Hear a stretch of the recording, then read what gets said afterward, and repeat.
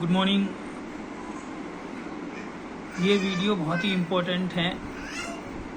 इस वीडियो में मैं ये बताना चाहता हूँ कि 10वीं और 12वीं के रिज़ल्ट आने वाले हैं सीबीएसई बोर्ड के। 12th के तो आ चुके हैं और 10th के भी आ जाएंगे। तो बहुत से लोगों को पता नहीं होता है कि 10वीं के बाद क्या कराएं। 10th क्लास बच्चा पास हो गया तो उसको क्या पढ़ाना चाहिए। कुछ लोग 11th क्लास में एडमिशन के लिए मोस्ट प्रॉब्ली लोग 11th क्लास में एडमिशन कराते हैं। कुछ लोग साइंस दिलाते हैं, कुछ लोग कॉमर्स दिलाते हैं, कुछ लोग आर्ट्स दिलाते हैं।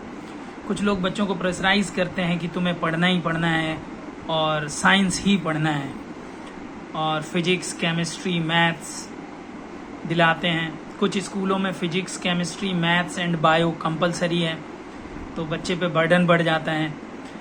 अगर फैमिली बैकग्राउंड से मजबूत हैं तो अगर डॉक्टरी लाइन में जाना है, डॉक्टरी लाइन मीन्स मेडिकल लाइन जिसमें फार्मेसी भी आता है और मेडिकल से रिलेटेड बहुत सारे कोर्सेज हैं, तो फिजिक्स केमिस्ट्री बायो दिलाएं। मैथ्स बढ़ा के उस पर बर्डन डालने की क्या ज़रूरत है। ये मेरा पर्सनल ओपिनियन है। बाकी का अपना अपना सब समझदार भी हैं, लेकिन मैं जस्ट बताना चाह रहा हूँ। और अगर इंजीनियरिंग लाइन में ले जाना है तो फिजिक्स केमिस्ट्री मैथ्स के साथ 2 ऑप्शनल सब्जेक्ट दें आसान वाले, और मेडिकल लाइन में जाना है तो फिजिक्स केमिस्ट्री बायो के साथ 2 ऑप्शनल सब्जेक्ट दिलाएं, जिससे बच्चों को आसानी हो और वो अच्छी परसेंटेज ला सके और इन 3 सब्जेक्ट्स में बेहतरीन मार्क्स ला सके। लेकिन कुछ public schools in Delhi forcefully 4 subject mandatory कर देते हैं कि physics chemistry maths and bio लेना है, और एक 5वां सब्जेक्ट इंग्लिश दे देते हैं। तो उनके लिए थोड़ा टफ हो जाता है। तो अब वो स्कूल का वो है कि उसमें पढ़ते हैं तो भाई आपको करना पड़ेगा, लेकिन बच्चे के लिए टफ हो जाता है। दूसरा ऑप्शन बता रहा हूँ, कुछ बच्चे ऐसे हैं जिनकी परसेंटेज कम रह जाती है और साइंस नहीं मिल पाती है, तो वो कॉमर्स और आर्ट्स 2 ऑप्शंस हैं। जरूरी नहीं है कि जो साइंस पढ़ेगा वही बहुत ज़्यादा तरक्की करेगा, या मेडिकल लाइन में जाएगा तभी तरक्की करेगा, या मैथ्स लाइन में जाएगा इंजीनियरिंग लाइन में तभी तरक्की करेगा। वो कॉमर्स में भी जा सकता है और आगे जाके बीकॉम ऑनर्स कर सकता है, चार्टर्ड अकाउंटेंट का कोर्स कर सकता है, और 12th के बाद उसको बहुत सारी खुद ब खुद जानकारियाँ मिल जाएंगी जब वो कॉमर्स का कोर्स करेगा। तो डरने घबराने परेशान होने की ज़रूरत नहीं है कि हम कॉमर्स क्यों करा रहे हैं।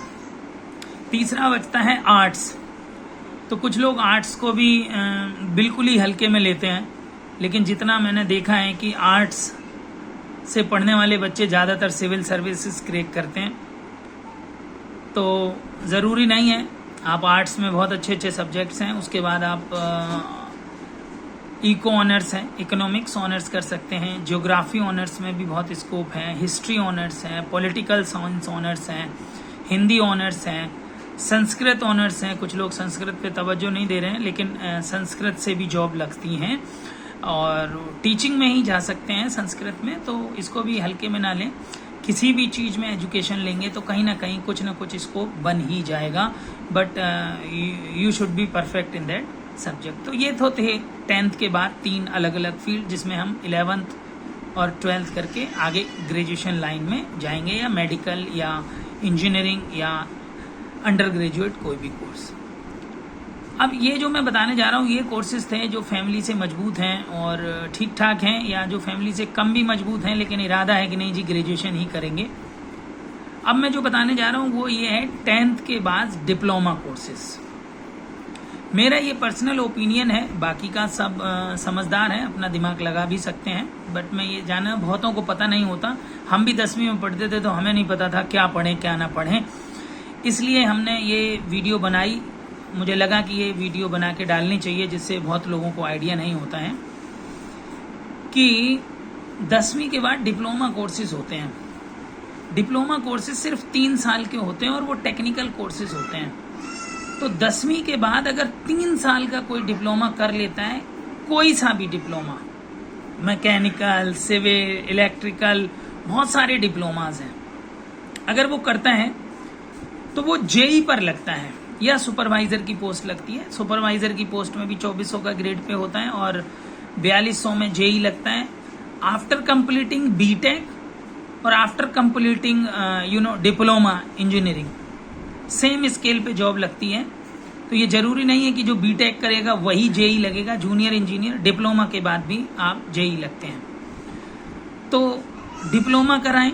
अब किसी के घर में इनकम कम है, 15-20 हज़ार ही रुपए कमा पा रहा है, बच्चा पढ़ना चाहता है, माँ बाप फोर्सफुली कह रहे हैं नहीं हमारी औकात नहीं है पढ़ाने की, भाई हम नहीं पढ़ा सकते, तू नौकरी कर, ये कर, वो कर, कमा के ला, ऐसा गरीब फैमिली में ज़्यादातर होता है। तो मैं उन फैमिली के लोगों से कहूँगा, पेरेंट्स से, कि वो अपने बच्चे को कम से कम 3 साल का डिप्लोमा करा दें। क्योंकि अगर वो 11th-12th करेगा तो 2 साल 12th करने के बाद उसको 3 साल और ग्रेजुएशन करनी पड़ेगी, तब वो कहीं 5 साल में एलिजिबल होगा for doing the job. But अगर वो 10वीं के बाद डिप्लोमा कर लेता है, कोई भी civil, mechanical, electrical, so many diplomas are available. Delhi में अभी एक नई यूनिवर्सिटी बनी है, Delhi skill and entrepreneurship university. Delhi के जितने भी डिप्लोमा कराने वाले कॉलेजेस थे वो सब इस यूनिवर्सिटी के अंडर में आ गए हैं। तो आप इस यूनिवर्सिटी से कर सकते हैं। और इसके आप अभी 10वीं का रिजल्ट नहीं आया है तो इन्होंने डेट भी बढ़ा दी होगी, तो इसके इंफॉर्मेशन बुलेटिन में जाकर आप चेक कर लें कि क्या प्रोसीजर है, कैसे फॉर्म डालना है, क्या करना है। तो मुझे उम्मीद है कि जो इसको कर लेंगे तो लाइफ सेट हो जाएगी। 20-22-25 हज़ार की जॉब तो इनिशियली लगी जाएगी, और गवर्नमेंट जॉब लगती है तो अच्छी सैलरी मिलेगी। 4200 का स्केल होता है इस समय, 4200 ग्रेड पे बोलते हैं उसको, तो 45-50 हज़ार रुपये सैलरी मिलती है।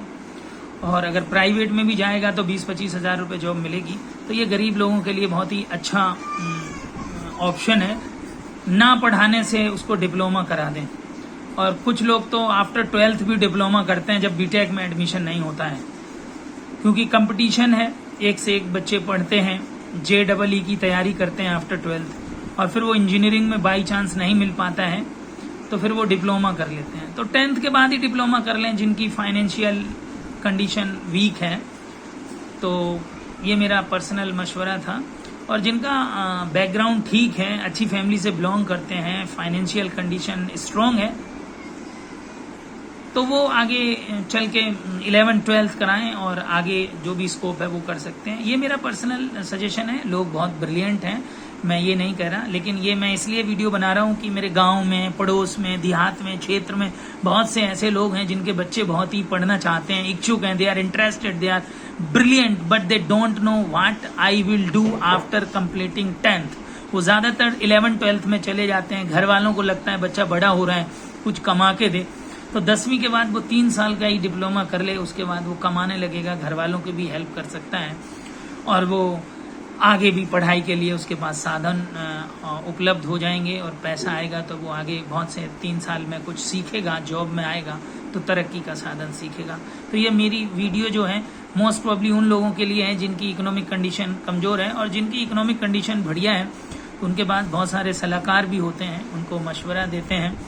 तो जिनको जानकारी नहीं है वो इस वीडियो को ध्यान से सुन लें, जिनको जानकारी है उनको भी कोई बात नहीं, वो सुनना चाहे सुन लें, नहीं सुनना चाहते हैं तो कोई बात नहीं।